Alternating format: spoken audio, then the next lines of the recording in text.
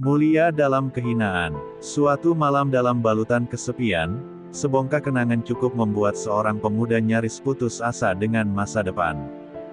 Ketika dia tiba-tiba teringat akan kehangatan sebagai pasangan suami istri yang baru menapaki awal mula masa pernikahan, kini harus berhadapan dengan dinginnya kenyataan di setiap malam. Tidur sendirian tanpa perempuan dalam dekapan. Malam itu terasa begitu hampa, tak seperti biasanya. Sebenarnya pemuda ini sudah cukup terlatih dengan kesendirian, sudah 10 bulan lamanya dia bercerai dengan istrinya. Namun entah kenapa, tiba-tiba seperti ada setan yang meniupkan angin keresahan dalam pikiran pemuda ini. Tiba-tiba hembusan nafas setan yang mengeluarkan gelembung-gelembung keputusasaan meracuni hatinya. Pemuda yang gemar membaca ini bernama Baron. Entah kenapa malam itu dia luput dalam membaca dirinya sendiri.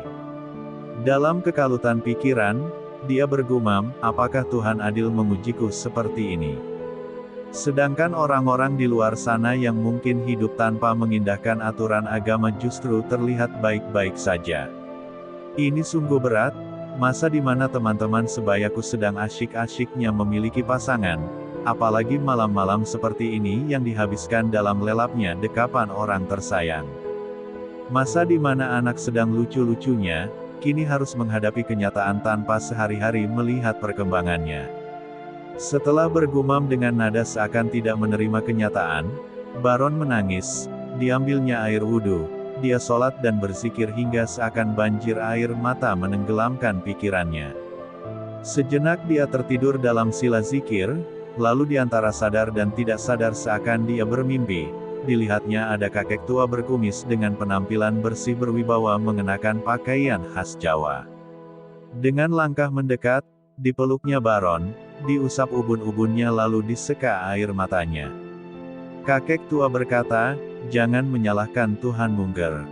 Jangan seakan tidak menerima kenyataan, apa yang terjadi hari ini tidak terlepas dari kehendakmu di masa lalu. Bukankah dulu kamu pernah menginginkan seorang istri berdasarkan kriteriamu? Itu telah diberikan Tuhanmu, kamu juga mengakuinya kan? Terlepas dari dia belum menjadi istri yang mungkin belum taat denganmu, hal itu mungkin kamu dulu ditakdirkan belum meminta yang demikian. Manusia laki-laki ataupun perempuan tidak ada yang sempurna, berdamailah dengan keadaan, terimalah kenyataan. Terkadang, ujian datang untuk mengingatkan kesalahanmu, agar kamu lebih mendekat kepada Tuhan. Ujian diberikan karena kamu kuat, jangan sambat, jangan mengumpat, ingatlah ayat yang berbunyi, Inna ma'al usri yusra. Bersamaan dengan kesulitan pasti ada kemudahan. Lebih baik menyalahkan diri sendiri daripada menyalahkan orang lain, tapi itu juga tidak perlu, ketika kamu meyakini bahwa semua ini sebenarnya dalam kuasa Sang Maha Dalang. Artinya semua ini hanya perlu kita jalani dengan kelapangan dan kesabaran. Mohonlah ampun untuk dirimu sendiri, dan mohonkanlah ampunan untuk orang lain. Terkadang manusia terlahir untuk menjadi penyelamat satu sama lain, jangan mengutuk masa lalu, belajarlah darinya, ambil manfaat darinya. Soal masa depan tak perlu kamu cemaskan, besok setelah Isya pergilah ke kota, cari restoran mahal yang ramai pengunjung, kamu cukup duduk seperti pengemis tetapi jangan meminta-minta, amati saja peristiwa yang terjadi. Kamu akan menemukan sesuatu yang jauh dari nalar, bahkan jauh dari anggapanmu. Setelah panjang lebar kakek tua menjelaskan, tiba-tiba Baron terbangun dari kondisi di antara sadar tidak sadarnya itu. Petuah kebajikan yang barusan disampaikan seolah mewakili hati nuraninya yang tadi sempat dikuasai ego nafsu pikirannya. Soal mencari restoran yang dimaksud tadi, siang hari Baron googling dan tanya ke teman-temannya, dari situ dia mendapatkan petunjuk alamatnya. Setelah Isya dia naik ojek online ke sana, tetapi dia minta turun di jembatan yang tak jauh dari lokasi. Dari situ dia jalan kaki menuju restoran yang dimaksud. Dia duduk di trotoar depan pintu restoran, meskipun tanpa meminta-minta, seharusnya orang akan mengenalinya sebagai seorang pengemis. Namun apa yang terjadi? Dari selepas Isya sampai restoran tutup jam 10 malam, tak ada seorang pun yang menghampiri apalagi memberinya uang. Dilihatnya Baron, pengunjung keluar masuk restoran dari berbagai macam latar belakang. Ada yang terlihat berdasi seperti bos kantoran, ada yang tampangnya cantik seperti selebgram, ada satu keluarga yang datang dengan mobil Alphard, ada yang berpenampilan seperti pendakwa agama, dan tak satu pun dari mereka nyamperin si Baron, padahal mereka melihat juga ke arah Baron. Waktu menunjukkan jam 12 malam, Baron masih duduk diam di situ karena semakin penasaran dengan peristiwa apa yang akan dia alami. Dia berpikir sebelum subuh dia tidak akan beranjak dari tempat itu sebelum ada sesuatu yang benar-benar berkesan.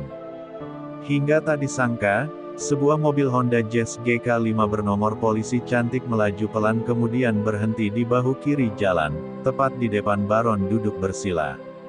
Seorang perempuan cantik, berwajah oriental, kulitnya putih seperti susu, hidungnya kecil mancung, perawakannya tinggi langsing, rambutnya hitam semu pirang, bercelana jeans dan memakai sweater turun dari pintu driver. Perempuan ini meskipun tidak berjilbab, namun cara berpakaiannya sopan, tutur katanya lembut sedikit serak basah. Dia menghampiri Baron dan bertanya, "Maaf kalau lancang, izinkan saya bertanya, apakah Bapak sudah makan?" Sebagai pemuda, Baron mau menjawab tapi lidahnya terasa keluh, terpesona dengan keindahan yang entah dari mana tiba-tiba berada tepat di depannya. Belum lagi baru kali ini dia dipanggil Bapak terasa seperti anak yang memanggil bapaknya. "Sesusu sudah Mbak," jawab Baron gemetaran. Maklum setelah bercerai dengan istrinya Baron lama menutup diri dengan perempuan, lah sekalinya ngobrol langsung dengan perempuan secantik ini, di jalanan yang sudah sepi dari lalu lalang orang di trotoar. Perempuan ini bernama Sandra, dia mengira Baron ini seorang bapak tua karena wajahnya tertutup bayangan ujung topi, ditambah lagi Baron memang sengaja memasang jenggot dan kumis palsu demi aksinya malam itu. Si Sandra kembali berkata, "Bapak pasti belum makan, ayo ikut Sandra." Menemani Sandra makan, ndak usah repot Mbak, pakaian Bapak ini kotor belum dicuci, nanti jok mobilnya jadi kotor, jawab si Baron. Mendengar kata kotor, perempuan cantik ini spontan matanya berkaca-kaca, hatinya tersentuh, sampai pipinya memerah dilinangi air mata. Sandra berkata, "Kalau Bapak tidak mau ikut saya makan, itu artinya saya ini tidak layak berbuat manfaat untuk orang lain termasuk Bapak. Karena saya lebih kotor dari pakaian yang Bapak anggap kotor itu." Jangan gitu Mbak, ya sudah ayo Mbak kita makan, sebelumnya terima kasih banyak atas kebaikannya ini dan maaf ya Mbak minta izin duduk di mobilnya, kata Baron sambil mengebas-ngebas celananya yang dihinggapi debu jalanan.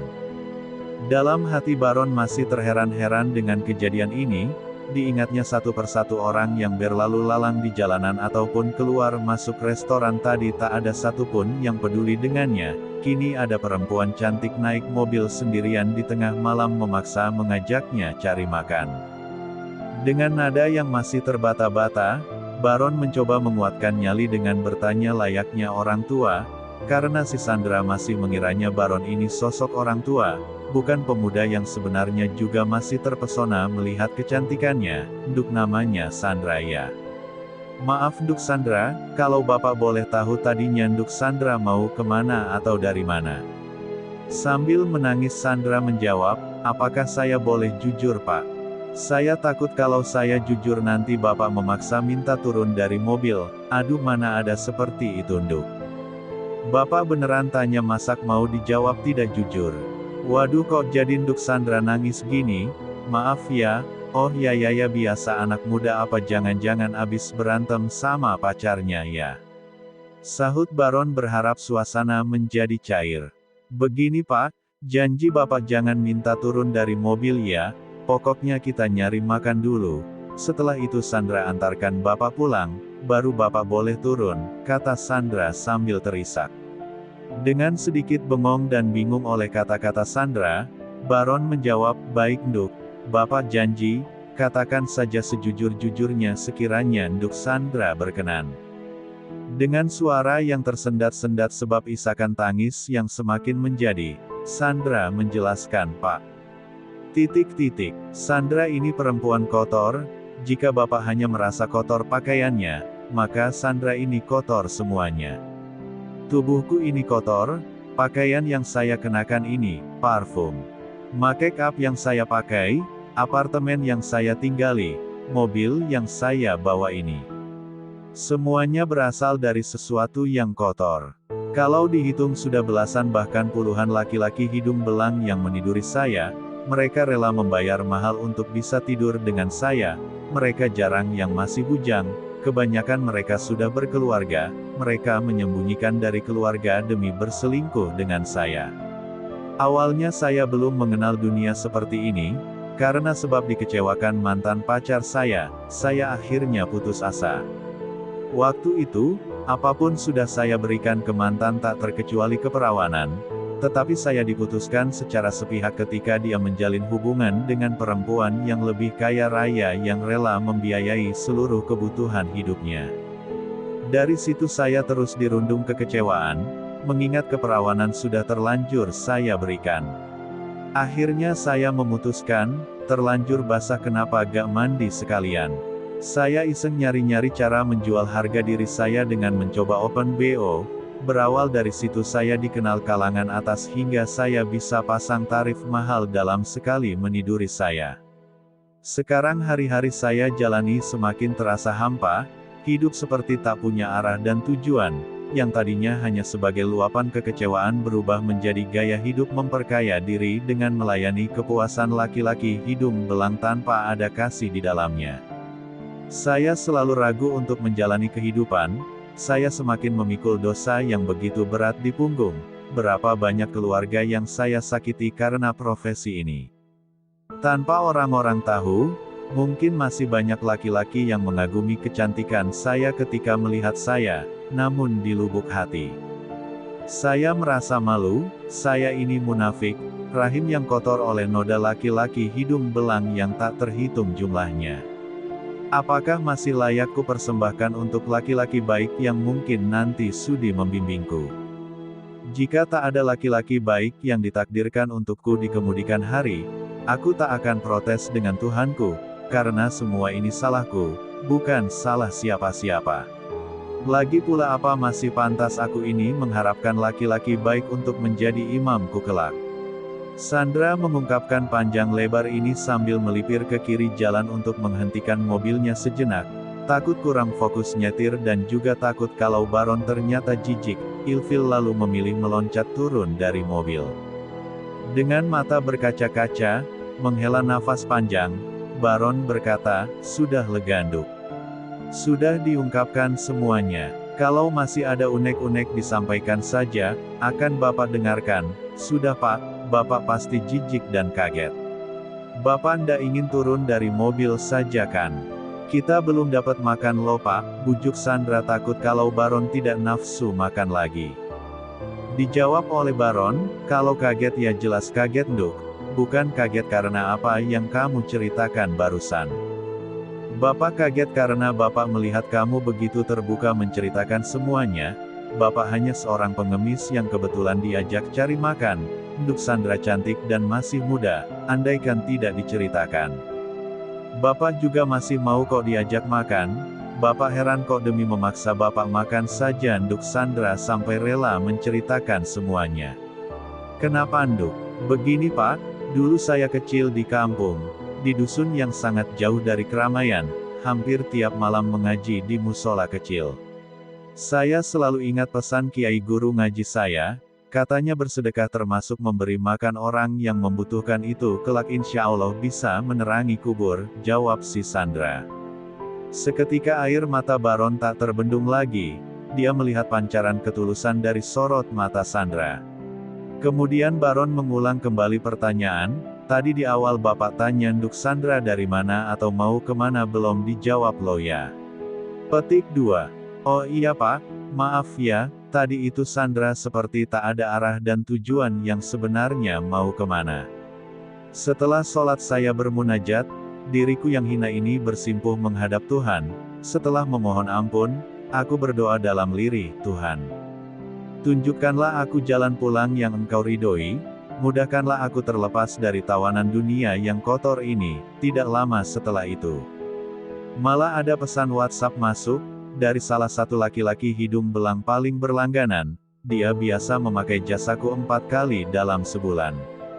Setelah saya menyadari kesalahan ini, semua kontak Open BO sudah saya nonaktifkan. Khusus pelanggan satu ini memang terlanjur saya berikan nomor WhatsApp pribadi. Kali ini dia meminta ketemuan di salah satu hotel bintang 5 daerah sini. Dia mengancam kalau saya tidak mau datang maka foto-foto dan video hubungan terlarang akan disebarkan. Terpaksa saya datang. Beruntungnya, begitu saya masuk kamar hotel, dia sudah mabuk duluan sampai lemas tak berdaya. Saya buka ponselnya dan saya hapus semua foto maupun video hubungan terlarangku dengannya. Alhamdulillah saya merasa lega bisa terbebas dari ancamannya. Lalu saya bergegas keluar hotel. Saya kemudikan mobil tanpa arah yang pasti. Selama perjalanan saya merasa sangat tidak berguna sama sekali di dunia ini. Hidup dalam kebohongan, hubungan dalam kepalsuan, hati yang teramat sangat jauh dari Tuhan. Saya terus menyusuri jalan kemudian melihat bapak duduk bersila di trotoar tadi. Anehnya dari jarak 20 meteran seperti ada yang menuntunku untuk mengemudi pelan-pelan, jelas Sandra. Dalam hati Baron bergumam, ada skenario apa ini dari alam? Kok seperti tak ada yang kebetulan begini? Semua seperti serba terarah dan tertuntun. Tak terasa mereka berdua perutnya sudah keroncongan. Pak ayo kita lanjut cari makan. Dari tadi dengerin Sandra ngecupris sampai lupa makannya. Ajak Sandra, baik ayo nduk, jawab Baron. Sampailah mereka di rumah makan Padang Prasmanan yang buka 24 jam. Ayo Pak mau makan apa saja bebas, jangan malu-malu. Makan yang kenyang, nambah lagi, kalau belum kenyang ndak boleh pulang pokoknya, ujar Sandra. Aduh malah jadi gak enak nduk merepotkan, kata Baron. Meskipun bilang merepotkan tapi Baron mengambil 3 lauk sekaligus, rendang daging, ayam paha kampung, telur balado disantap sekaligus. Selain memang lapar, Baron ingin menggembirakan Sandra yang terpancar aura ketulusannya. Tak tanggung-tanggung, Baron memesan es teh porsi besar ditambah es jeruk porsi kecil, sebab sudah ditakar kalau es jeruknya porsi besar juga maka perutnya tak akan mampu menampung dalam satu malam. Karena makan saking lahapnya, hingga bumbu dan sayuran pada menempel di kumis dan jenggot palsu Baron. Seperti kasih sayang seorang anak kepada bapaknya, spontan Sandra meminta izin untuk membantu mengusapnya. Belum sampai Baron menolak tawaran Sandra, terlebih dulu jari jemari yang memegang tisu mendarat di kumis dan jenggot si Baron. Layaknya anak kepada bapaknya, Sandra mengusap dengan lembut, namun mungkin karena lem kumis dan jenggot yang terkena minyak bumbu makan, akhirnya kopotlah kumis dan jenggot palsu itu. Seketika mata Sandra menatap dalam-dalam ke arah mata Baron yang menyembunyikan rasa malunya. Sandra pun jadi salah tingkah. Maaf loh ini kumis palsu ya. Kamu masih muda, kenapa kamu melakukan ini? Ada sedikit rasa marah dan kecewa dari Sandra ketika melihat ini. Meskipun dalam hatinya seperti tergelitik menyembunyikan tawa. Dihelanya nafas panjang, Sandra berkata dengan nada dingin, "Mas, sebenarnya kamu siapa?" Jujur ada sedikit rasa kecewa ketika ternyata Mas menggunakan kumis palsu seperti ini, tapi saya tidak ingin ketulusan saya malam ini berubah menjadi kebencian. Setidaknya saya ingin berbuat baik kepada segelintir orang, setidaknya ada manfaat dariku yang hidup bergelimang dosa ini. Pelan-pelan Baron menjelaskan tentang apa yang sebenarnya dilakukan malam ini. Begini Mbak Sandra, sebelumnya maaf, sekarang panggil saja saya Baron. Aku panggil kamu Sandra. Begini Sandra, mungkin kita sama-sama orang yang hampir putus asa, hanya beda cerita, setelah saya melihat dan mendengar penuturan kisahmu. Jujur saya gak bisa berkata apa-apa. Keputusasaanku sangat tidak pantas saya ceritakan di sini, sebab tidak sebanding dengan apa yang kamu ceritakan. Di sini mungkin Tuhan membuka mindsetku supaya lebih luas. Ternyata kesedihanku tak seluas langit dan bumi dan apa yang ada di dalamnya. Banyak manusia dengan berbagai macam problematika hidupnya, semuanya diuji dengan kadar ujiannya masing-masing. Justru karena Baron berkata demikian, Sandra jadi tambah tertarik untuk mengulik cerita lebih lanjut tentang Baron. Kalau boleh tahu, apa yang membuatmu sedih dan hampir putus asa, Ron? Tanya Sandra. Hampir 1 tahun, tepatnya 10 bulanan ini saya bercerai dengan istri saya Indra. Hidup terasa hampa, hari-hari ku jalani tanpa semangat, setiap malam kesepian, hatiku kedinginan tanpa selimut kasih sayang dari orang yang ku sayang. Hingga suatu malam yang hanya ku dengar suara jangkrik di samping rumah, aku duduk merokok di teras rumah, kabut tipis pelan-pelan menusuk tulangku, namun api keresahan mulai membakar pikiranku. Di malam yang dingin seperti ini, alangkah indahnya pasangan halal yang bercumbu di balik tirai kemesraan. Malam seperti ini pasti banyak pasangan yang terlelap dalam dekapan keintiman, berpacu memadu kasih bersama melodi angin malam. Mungkin hanya sedikit yang bangun di sepertiga malam untuk bermunajat. Aku berpikir, jika aku diuji karena aku kurang mengingat Tuhanku, mengapa mereka juga hanya sedikit yang mengingat Tuhan di malam-malam yang seperti ini? Tetapi mengapa pernikahan mereka baik-baik saja? Sedangkan saya diuji dengan keresahan batin semacam ini. Dengan nada lirih aku mengeluh, seolah aku menganggap Tuhan tidak adil. Seakan Tuhan yang bersalah. Hingga api setan yang membakar pikiranku semakin melahap akal sehatku. Aku bergegas hendak keluar rumah untuk mencari perempuan yang bisa memenuhi hasrat keinginanku meskipun hanya 1 malam. Dalam langkah yang bercampur keraguan, aku cari kunci kontak kendaraan namun tak kunjung ketemu. Aku menangis karena tersadar betapa munafiknya diriku, pikiran nafsuku ternyata mengkhianati hati nuraniku, sampai aku mau melakukan hal keji ini. Aku bersyukur malam itu kunci kontak tidak ketemu. Lalu aku mengambil air wudhu, sholat kemudian zikir, hingga aku terlarut dalam tangisan penyesalan. Di tengah-tengah zikir seperti di antara sadar dan tidak sadar, aku didatangi seorang kakek tua berkumis, berperawakan bersih berpakaian khas Jawa. Aku dipeluk, diusap ubun-ubunku, diseka air mataku, kemudian diwejang banyak hal tentang kehidupan, dan singkat ceritanya aku disuruh pergi esok hari selepas Isya, duduk di depan restoran kota yang tadi berpenampilan pengemis namun tidak boleh meminta-minta. Mengamati peristiwa yang terjadi hingga aku temukan makna di dalamnya. Oh, begitu ya ternyata, sambung Sandra. Agak sedikit tidak masuk akal sih, tapi aku bisa menerima ceritamu, Ron. Lalu, makna apa yang kamu dapat setelah melakukan ini bahkan sampai dengan detik ini kita masih di rumah makan ini, Ron? Tanya Sandra. Diambilnya nafas dalam-dalam, lalu Baron meminta izin menyalakan rokok yang dari Isya tadi belum dihisapnya sama sekali. Maaf Indra, boleh sambil ngerokok ya? Hehi agak grogi, kalau momentum seperti ini bicara tanpa ditemani sebatang rokok di tanganku. Rokok aja Ron, ndak apa-apa. Aku kemarin juga masih perokok kok, sekarang aku bertekad untuk berhenti merokok sebagai lambang aku telah berhenti dari duniaku yang kotor ini. Meskipun perempuan juga boleh merokok, bagaimanapun perempuan merokok tetap terlihat tidak etis di masyarakat kita. Lanjutkan ceritanya Ron. Baik Indra, terima kasih. Sambil mengeluarkan sebungkus rokok Ji Samsu dari saku kemeja lusuhnya, sisa rokok kemarin malam yang menjadi saksi kekalutan pikirannya. Maaf Indra, rokokku ini Ji Samsu khas rokoknya orang tua, jadi inget kumisku pas lepas tadi. Hehi canda Baron, tawa Sandra pun pecah yang sebenarnya dari tadi pengen tertawa kalau ingat kumis dan jenggot palsu yang sempat mengelabuhi pandangan Sandra. Lanjutkan cerita Ron, jangan banyak bercanda dulu, kata Sandra. Hehe iya Indra, kembali ke makna yang ku dapat dari perjalanan malam ini ya.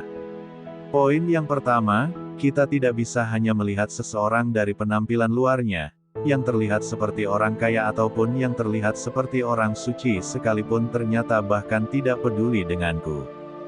Sedangkan kamu naik mobil dan hanya lewat di jalan, menyengaja berhenti sekedar untuk menanyai dan memaksaku makan.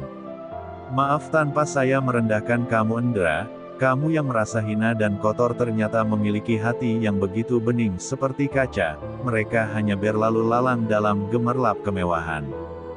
Poin yang kedua, saya harus bersyukur mendapatkan pelajaran ini. Saya hampir putus asa hanya karena merasa dunia ini tidak adil, merasa Tuhan tidak adil. Sedangkan kamu, memang awalnya putus asa karena tertikam masa lalu yang kelam, setelah meluapkan bentuk kekecewaanmu melalui duniamu itu, lalu kamu merasa hampa dan bertekad kembali kepada Tuhan dalam genangan penyesalan, banjir bandang air mata sampai menyeretmu pada samudera pertobatan. Ini sungguh luar biasa. Adakah poin ketiga Ron? Sandra menyela. Tentu ada Indra, jawab Baron, poin ketiganya adalah ternyata dunia luar tak sesempit pikiranku. Buktinya kita dipertemukan oleh takdir tanpa ada konsep dan rencana sebelumnya. Bahkan kita belum saling kenal, kamu bercerita hingga menumpahkan semua unek-unekmu tadi. Dari sini kita perlu sama-sama belajar Indra. Iya juga ya Ron, sekarang aku kembali panggil kamu Bapak boleh Ron? Tanya Sandra. Waduh ada-ada saja kamu ini Indra, gak apa-apa deh, kali aja bisa bikin anak bahagia. Emang kelihatan sudah tua kok ya? Hehi, canda Baron. Bukan begitu Pak Barun, Sandra perhatikan cara berbicaranya Pak Baron sudah seperti orang tua, adem dan bijaksana, untuk menghormati maka aku panggil Bapak saja ya. Serius ini? Sahut Sandra.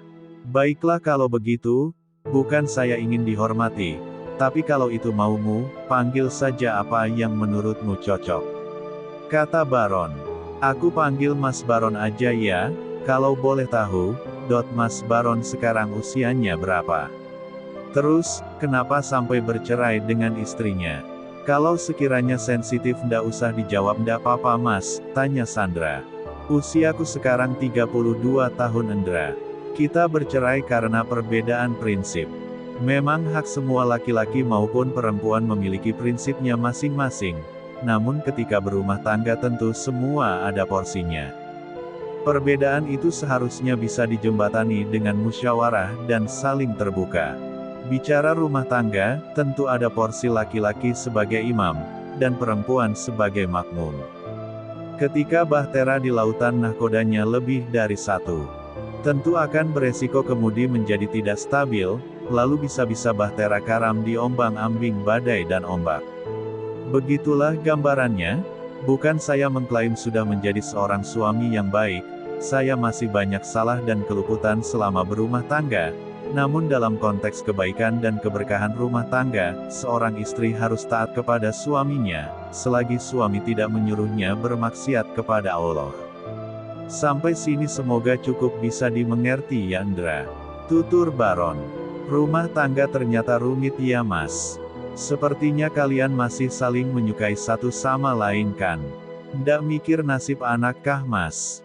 Kasihan anak kan jadi korban perceraian. Maaf kalau menyinggung Mas, dengan agak takut Sandra menanyakan itu. Jangan dipandang rumit Indra, kamu belum menikah malah jadi down sendiri nanti. Hehe, kita orang Islam, pernikahan sudah diatur melalui syariatnya. Asal laki-laki dan perempuan saling memahami tugas dan kewajibannya di dalam rumah tangga ya insya Allah akan baik-baik saja. Kamu tanya soal masih saling menyukai, masalah suka atau tidak secara fisik, ternyata tidak ada korelasinya dengan ketenteraman yang ada di dalamnya Indra. Rumah tangga butuh saling pengertian, saling menghargai, saling menyayangi, meskipun sulit namun perlu diupayakan. Bagaimanapun, suami istri adalah partner untuk rencana jangka panjang dalam kehidupan. Anak ketika sudah besar, bisa saja menikah dan tinggal bersama pasangannya. Orang tua juga semakin tua, dengan siapa kita bergantung satu sama lain kalau bukan dengan pasangan.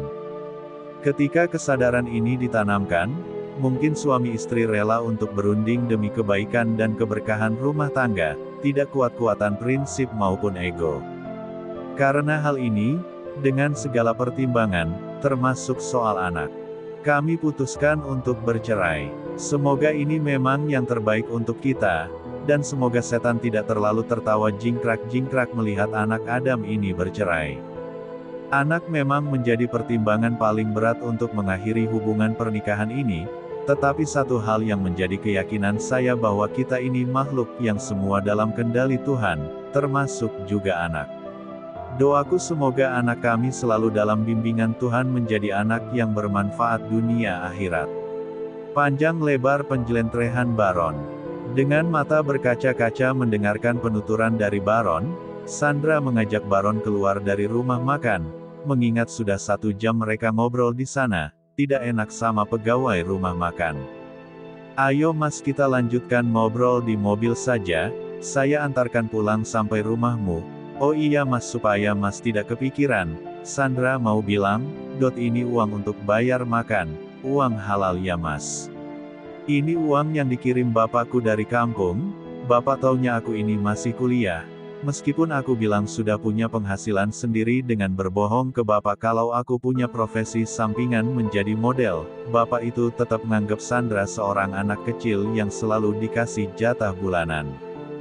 Mereka berdua bergegas masuk ke mobil, dengan nada riku Baron membujuk, "Ndak usah repot mengantarkan saya segala Ndra, biar aku order ojek online saja, aku bawa uang kok."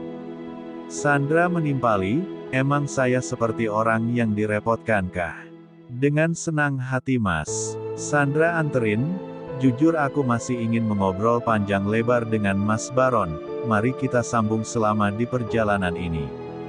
Bagaimanapun Baron ini laki-laki normal yang sesekali menatap Sandra ketika berbicara, seperti ada getaran tertentu ketika melihat kecantikan wajahnya. Baron jadi takut sendiri, bukan takut jika Sandra risih, melainkan takut larut dalam tatapan, takut apa yang disampaikan Baron dalam obrolan tidak netral lagi jika sampai dikuasai rasa kagum pada penampilan fisik. Sejenak Baron menghirup nafas panjang, dikeluarkannya pelan-pelan untuk menetralisir pikiran yang bergelayutan. Baron mencoba beristighfar dalam hati, mengembalikan kekaguman pada Dia yang Maha Menciptakan. Hanyut dalam lamunan, hatinya berbisik, "Subhanallah maha indah ciptaanmu ya Rob, kau ciptakan perempuan secantik Sandra, tak disangka kau takdirkan dia jatuh ke lembah kenistaan, kemudian kau ulurkan tanganmu, kau tarik dia ke langit kasih sayangmu, jadikanlah dia perempuan yang benar-benar mendambakan ampunanmu wahai Tuhanku dan Tuhannya Sandra, Tuhannya semua makhluk di seluruh semesta raya ini." Mas Baron melamun. "Ya, kenapa mas?" tanya Sandra. "Enggak Ndra cuma agak ngantuk aja," jawab Baron sekenanya. "Oh iya Ndra, berarti kamu ini masih kuliah ya? Di mana kalau boleh tahu? Ambil program studi apa?" tanya Baron untuk mencari topik pembicaraan. "Saya kuliah di salah satu universitas swasta mas, cukup terkenal, dan parahnya di sana juga terkenal ayam kampusnya mas, termasuk saya di dalamnya, lingkaran pertemanan itulah yang mengawali dunia kelamku. Aku ambil jurusan manajemen bisnis mas, sekarang semester 7. Rasanya saya ingin berhenti kuliah saja mas, daripada saya kelihatan pasti akan dijauhi teman-teman yang masih aktif di dunia kelam itu, dikira sok suci lah, dikira kacang lupa kulitnya lah, padahal aku tidak memilih-milih teman, memang dalam tekadku sekarang, aku tidak mau berinteraksi lebih dengan teman-teman yang berpotensi merusak usahaku dalam pembenahan diri." "Bagaimana menurutmu mas?" tanya Sandra. "Menurutku lanjutkan saja kuliahmu Ndra. Pertama kasihan orang tua yang sudah membiayai pendidikanmu sampai sejauh ini, kedua yakinlah ilmu itu bermanfaat di kemudian hari. Lagi pula misal nanti kamu pengen mendaftar pekerjaan, zaman sekarang ijazah begitu penting, eman-eman kan, misal kamu kuliahnya fokus, barangkali semester 8 nanti sudah bisa lulus, tinggal 1 semester kan. Adapun teman-temanmu, biarkan saja, itu hak mereka untuk berkomentar, tidak perlu membalas, tidak perlu berburuk sangka, pokoknya biarkan, doakan mereka diberikan hidayah sebagaimana kamu saat ini," tutur Baron. "Kamu bijak sekali ya mas, jadi pengen punya suami bijak kayak Mas Baron." "Hehi, bercanda mas. Ya gak mungkin lah, apa pantas perempuan jalang seperti saya bermimpi seperti ini. Mas Baron sudah tahu semua tentang saya, betapa kotornya masa lalu saya, betapa najisnya tubuh saya, rahim saya saja ternoda entah berapa puluh laki-laki hidung belang yang jika dihitung setiap laki-laki itu, entah berapa perempuan yang sudah ditidurinya. Ah, aku teramat kotor untuk Mas Baron. Maaf ya Mas, jangan diambil hati, barusan aku hanya mengigau, kata Sandra. Ah jangan begitu Endra, sukanya memuji orang lain dan merendahkan diri sendiri. Kamu kan tidak tahu apa yang ada di pikiranku. Biar tidak tahu saja. Hehehe, canda Baron. Emang di pikiranmu isinya apa Mas? Seperti biasa Sandra kepo. Kamu seperti kupu-kupu Endra, yang tadinya ulat masih memakan daun dan merugikan petani, pada akhirnya rela bertirakat untuk menjadi kepompong, hingga puncaknya menjadi kupu-kupu yang memakan nektar bunga tanpa merugikan siapapun. Sayap kupu-kupu yang warna-warni nan sedap dipandang mata, jiwa gombal Baron mulai unjuk gigi. Dengan pipi merah merona, Sandra bingung berkata-kata, Mas Baron tolong jangan puitis-puitis banget. Aku takut Mas, bener-bener takut. Takut kenapa emangnya Endra? Tanya Baron. Maaf Mas kalau terlalu lancang, jujur aku takut hatiku jatuh padamu Mas. Dulu aku jatuh cinta dengan laki-laki yang ternyata mengkhianatiku setelah apapun ku berikan padanya, dan dari situlah awal mula kehancuranku. Kini aku takut jatuh hati pada Mas Baron, sedangkan aku bukanlah perempuan yang pantas untuk Mas Baron. Aku terlalu kotor, aku takut putus asa seperti dulu, sia-sia aku bertekad membenahi diri. Tutur Sandra dengan mata berkaca-kaca. Dipandangnya wajah Sandra, sorot matanya memancarkan kejujuran. Lalu Baron menjelaskan, Endra, seandainya memang kamu jatuh hati padaku, bedakan jatuh hatimu kali ini dengan jatuh hatimu di masa lalu. Di masa lalu kamu jatuh cinta karena kasih sayang nafsu semata, itulah sebabnya kamu kecewa ketika perpaduan nafsu diberikan bukan pada waktunya. Seperti kata anak-anak sekarang harusnya kamu sabar agar indah pada waktunya. Nah kamu dulu itu terlanjur indah sebelum waktunya, itulah kenapa kamu sekecewa itu. Sekarang ketika kamu jatuh hati kepada seorang laki-laki, jangan menyukai sepenuhnya, harus ada Tuhan di dalamnya. Jatuh hati itu wajar, seperti halnya kebosanan juga wajar. Kamu bisa jatuh hati kepada seseorang, kamu juga bisa bosan dengan seseorang sekalipun yang kamu sukai. Rasa suka, tertarik, atau nafsu itu sesuatu yang normal, nah di dalamnya itu harus ada Tuhan. Maksudnya dalam perkara itu harus melibatkan Tuhan. Saya kasih contoh, kelak ketika kamu berumah tangga. Karena kamu ada nafsu dengan suamimu, maka bahkan tanpa diminta suamimu untuk melayani, kamu akan menawarkan diri untuk melayaninya. Namun ketika kamu ada rasa bosan dengan suamimu, jangankan menawarkan diri untuk melayani, diminta baik-baik saja mungkin kamu ogah bahkan tidak mau melayani suamimu. Kenapa? Karena di dalam rasa suka dan nafsumu kepada seseorang itu belum disertakan Tuhan di dalamnya. Sebagai muslimah yang taat, perkara rumah tangga sudah diatur di dalam syariat. Saat kamu bosan dengan suamimu sekalipun, kamu tetap harus melayani ketika diminta, sebab dari situlah keberkahan Tuhan diturunkan ketika suamimu ridho terhadapmu. Bahkan ketika kamu menolak melayani, malaikat akan melaknat seorang istri yang tidak taat. Begitulah gambarannya Endra. Kali ini Sandra sampai menangis karena terharu dengan penjelasan Baron, seperti embun pagi membasahi bumi, adem, sejuk didengarkan. Sandra bertanya, Mas Baron lulusan pondok ya? Kok dalam banget penuturannya? Dijawab oleh Baron, saya belum pernah mondok Endra, kalau nyantri pernah, itu pun santri kalong, bukan santri mukim. Kedalaman kata-kata, penuturan suatu ilmu tidak hanya kita dapat dari pondok, sekolah ataupun kampus Endra. Kita perlu belajar ilmu kehidupan, ya dari manapun, dari perjalanan hidup kita sendiri, dari orang lain, dari melihat kejadian, menyaksikan fenomena, mengamati peristiwa seperti yang kita alami malam ini. Aduh Mas, tolong jangan terlalu bijak lagi ya, please. Setiap kata-katamu terngiang di telingaku.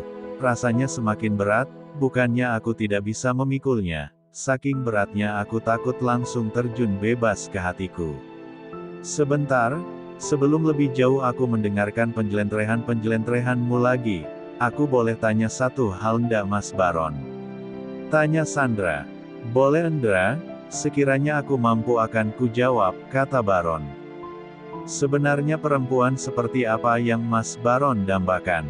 Tanya Sandra sambil menatap dalam-dalam mata Baron.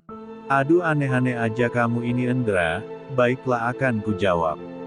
Kriteria perempuan secara fisik apa non-fisik ini? Tanya Baron. Secara fisik dulu deh, gimana Mas? Hehi, sambil senyum tipis Sandra memperhatikan baik-baik jawaban dari Baron. Boleh jujur kan Endra? Karena kamu tanya ya saya jawab, tapi janji ndak boleh marah ya Endra, tanya Baron. Jujurlah Mas masak bohong, jawab Sandra dengan menaruh curiga, paling-paling kriteria fisik ya mantan pacarnya dulu atau mantan istrinya. Oke Endra, jujur sejujur-jujurnya ini, maaf kriteria fisik ya seperti kamu ini Endra, ndak kurang ndak lebih, ya kamu orangnya. Jawaban Baron tegas. Hah, seketika Sandra tercengang dengan jawaban Baron. Serius Mas? Ah bercanda ah. Katanya disuruh jujur tadi Endra. Kamu marah ya? Maaf ya Endra, emang tidak seharusnya aku jujur. Kalau ditanya kriteria fisik, kamu memang terlalu sempurna untukku Endra, kata Baron dengan muka menahan malu. Sandra sama sekali tidak marah Mas Baron, tapi agak aneh aja gitu loh. Meskipun mungkin bagi Mas Baron Sandra sempurna secara fisik, tapi Sandra tidak merasa begitu, bukan berarti Sandra tidak bersyukur atas karunia fisik dari Tuhan, hanya saja Sandra ini kotor Mas. Apa masih pantas Mas Baron menyukai kriteria fisik sepertiku? Tanya Sandra keheranan. Yang ditanya pertama tadi fisik kan? Bukan tentang masa lalu yang kamu sebut kotor itu Endra. Baron bertanya balik. Iya sih Mas, tapi Sandra tetap merasa tidak pantas menjadi kriteria fisik idamanmu Mas. Apalagi kriteria yang kedua ini yang non-fisik, pasti Mas Baron mendambakan sosok istri yang salehah yang taat dalam rumah tangga, ya kan? Tanya Sandra dengan nada harus diiyakan. Benar Endra, seekor keledai saja tidak ingin jatuh di lubang yang sama, jujur memang aku mendambakan istri yang salehah. Taat dalam rumah tangga, syukur diberi Tuhan ia dapat kriteria fisiknya ia dapat kriteria non-fisiknya, tetapi manusia tidak ada yang sempurna Endra, setidaknya kita meminta yang terbaik, tutur Baron. Dengan sedikit terpukul, tiba-tiba badan terasa lemas, dingin dan gemetaran. Sandra berkata, memang Sandra ini tidak layak mengharapkan pemimpin rumah tangga yang bisa membimbing Sandra ke jalan rahmat Tuhan. Mengingat masa laluku yang seperti itu, tidak pantas untukku saat ini berharap banyak kepada laki-laki seperti Mas Baron. Jika mantan istrinya Mas Baron yang tidak berlatar belakang kelam sepertiku saja pada akhirnya bercerai, apalagi aku yang kotor ini, masak berharap punya pendamping hidup seperti Mas Baron. Aku hanya jujur dengan diriku Mas, tolong Mas jangan bersimpati kepadaku.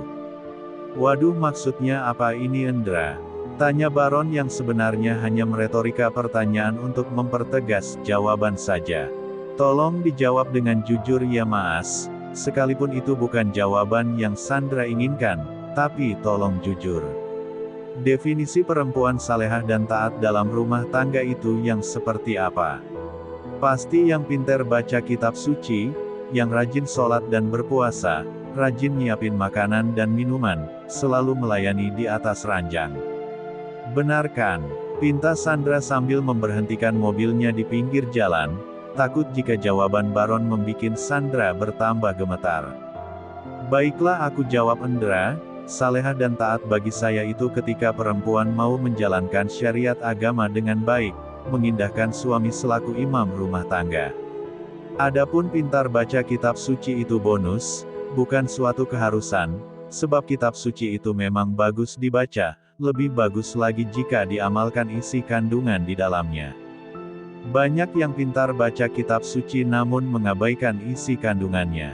Soal menyiapkan makanan dan minuman kepada suami itu bukan suatu keharusan indera, namun sangat bagus dilakukan jika itu bisa mempererat kemistri suami istri. Kalau soal hubungan ranjang, laki-laki perlu mempelajari psikologi perempuan, begitupun perempuan perlu memahami psikologi laki-laki. Bagaimanapun, hubungan ranjang bisa menjadi solusi ampuh untuk melanggengkan ikatan pernikahan. Kalau begitu, apakah Sandra layak dikategorikan sebagai calon istri yang salehah dan taat, Mas? Meskipun mungkin bukan dengan Mas Baron, karena betapa malunya diriku setelah Mas Baron mengetahui semuanya, sungguh aku tidak layak. Tanya Sandra dengan tubuh masih terasa lemas. Bagi saya, kamulah perempuan yang saya cari selama ini, Indra. Selain fisik yang cantik, kamu perempuan yang menyadari kesalahan, bertekad untuk berubah, menapaki jalan keridoannya. Insya Allah dengan bekal ilmu kehidupan kamu bisa menjadi perempuan yang salehah dan taat, baik taat kepada Tuhanmu maupun taat kepada suamimu kelak. Jawaban Baron yang membuat Sandra terkejut setengah mati. Maksudnya bagaimana ini, Mas? Tanya Sandra kebingungan. Aku ingin melamarmu, jika kamu dan keluargamu berkenan, Indra, tapi jangan terburu-buru memutuskan, tunggu hatimu benar-benar jernih. Aku sendiri secepat ini mengatakan karena hatiku seperti tidak asing lagi dengan perempuan seperti kamu, kamulah yang saya cari, tanpa tahu siapa dan di mana, kita dipertemukan oleh waktu dan kepasrahan. Kata Baron. Tanpa mengurangi rasa hormatku ke Mas Baron, dengan diriku yang teramat kotor di masa lalu itu, jika Mas Baron benar-benar menerimaku, aku memantapkan hati saat ini juga, Mas. Aku ridho menjadi calon istrimu. Jawab Sandra berlinang air mata. Dia mengingat semua yang dilakukan di masa lalu, dia merasa hanya memberikan sisa tubuhnya yang telah dijamah puluhan laki-laki yang dikuasai hawa nafsu. Sandra masih saja merasa tidak pantas. Sekali lagi dia bertanya, Mas Baron, kamu serius ini? Jangan memilihku karena rasa empatimu kepadaku ya, Mas. Banyak sekali perempuan cantik dan baik-baik di luar sana yang cocok dengan kriteriamu, Mas. Kalau aku jawab sekali lagi dengan tegas, apa yang akan kamu katakan lagi, Indra? Aku serius, Indra, ingin melamarmu jika kamu dan keluargamu merestuiku. Jawab Baron dengan nada agak tinggi namun bukan emosi. Mas Baron, terima kasih, mungkin ini jawaban dari doaku selama aku bersimpuh. Sekarang aku boleh jujur mengungkapkan sesuatu lagi, Mas? Tanya Sandra. Ungkapkan aja, Indra, daripada grundel ndak bisa tidur pagi nanti. Hehehe, canda Baron. Maklum, malam tak terasa telah berlalu, sebentar lagi azan subuh berkumandang. Mas Baron, jujur aku jatuh hati ke Mas Baron dengan jatuh hati yang susah dijelaskan dengan kata-kata. Salah satu keinginanku menikah denganmu, agar nanti setelah menikah aku bisa lebih luas belajar dan melayanimu karena Allah, Mas. Semoga bisa menebus dosa-dosaku di masa lalu. Insya Allah aku nanti akan menjadi istri yang baik. Tegur jika salah, Mas. Marahi saja jika itu perlu, Mas. Tetapi sebelum ditegur dan dimarahi aku ingin dinasihati dulu ya, Mas. Aku butuh banyak nasihat, mengingat aku tidak pernah sekolah agama. Aku dulu di desa memang pernah mengaji di surau kecil, tapi hanya sebentar. Sandra bisa baca kitab suci tapi masih grotal-gratul. Mohon dibimbing ya, Mas. Sandra dengan kerendahan hatinya berkata demikian. Baik, Indra, insya Allah kita nanti sama-sama belajar menjadi pasangan suami istri yang memperjuangkan kebahagiaan lahiriah dan batiniah, kebahagiaan di dunia dan di akhirat, jawab Baron. Tambah merah meronalah pipi Sandra dengan kata-kata Baron.